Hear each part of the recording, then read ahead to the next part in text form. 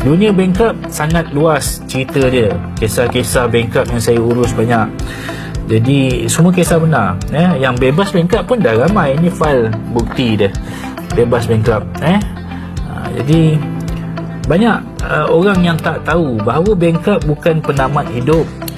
Bankrupt adalah permulaan satu perjalanan ke dunia baru, namanya dunia bankrupt. Sebab tu saya kata pengenalan dunia bankrupt. Siapa-siapa yang panik bila jatuh hukum, tak perlu panik sebenarnya. Bankrupt ni dia satu dunia baru yang kita kena belajar teknik-teknik dia.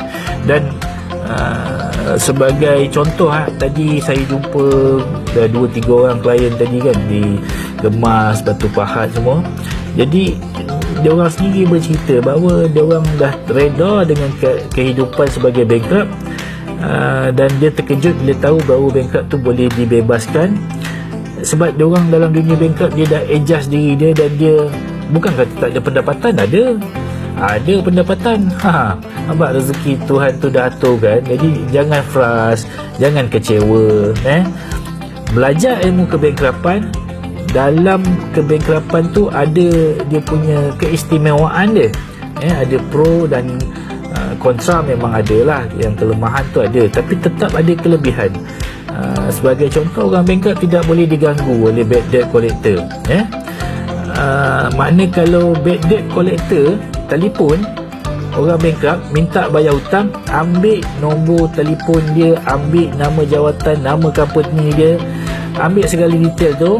Waalaikumsalam, PNH Resources. Kita cerita pasal kebankrapan. Jadi siapa yang collect hutang daripada orang bankrupt merupakan satu kesalahan. Ambil detail dia dan pergi buat aduan kepada Jabatan Insolvensi. Itu bagi bankrupt yang telah ditadbir lah, maknanya dah ada file.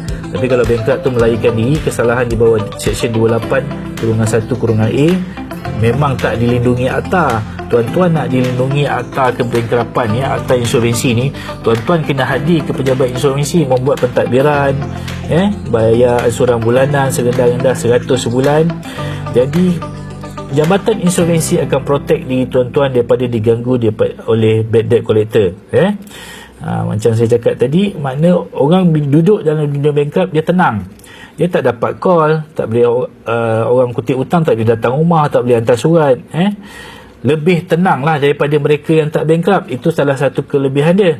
Orang tak bankrupt yang ada masalah sitos, ada masalah sikris, dia tetap diganggu. Dan interest hutang tu sentiasa naik. Orang bankrupt interest dah tak naik, dah mati dah pada tarikh jatuh hukum. Dia kekal pada tahap itu saja, kan? Jadi ada pro, ada kontra lah. Yang kelemahan memanglah nak kena pergi keluar negara, kena buat permohonan. Dan special punya jawatan grade A profesional tak boleh jadi bankrupt. Kalau dia bankrupt, dia tak boleh praktis. Kalau dia doktor ataupun dia lawyer, bila dia jatuh hukum bankrupt, dia tak boleh praktis as a doctor, as a lawyer, tak boleh. Itu kelemahan lah. Tak boleh jadi hakim, tak boleh jadi wakil rakyat, adun parlimen, semua tak boleh. Pasal orang bankrupt tak boleh.